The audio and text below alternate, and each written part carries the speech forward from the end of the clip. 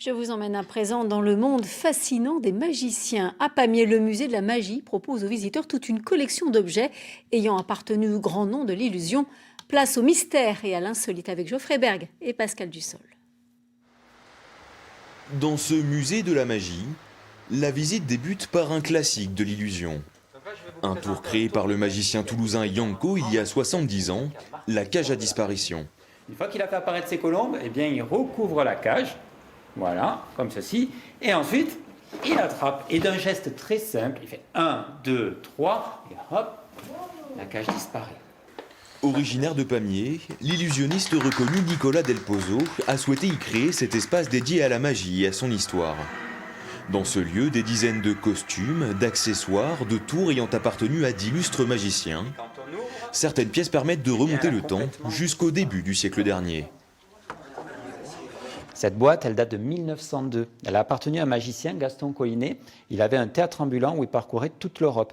Le magicien montre que la boîte est vide. Ensuite, il referme les 4 portes. Et quand il réouvre, eh bien, il y a des centaines d'oiseaux qui apparaissent. Ce musée de la magie, l'un des 3 seuls en France, est gratuit et vit grâce aux dons individuels à l'issue d'une visite riche en surprises. Regardez bien, on a 3 balles et bien sûr 3 gobelets. 1, 2, 3. On met la balle au-dessus du gobelet, on recouvre le tout, on claque des doigts et la balle est redescendue. Le musée propose également une école de magie ouverte aux enfants et surtout un festival annuel, les Stars de la Magie, que Nicolas Del Pozo a créé il y a 5 ans.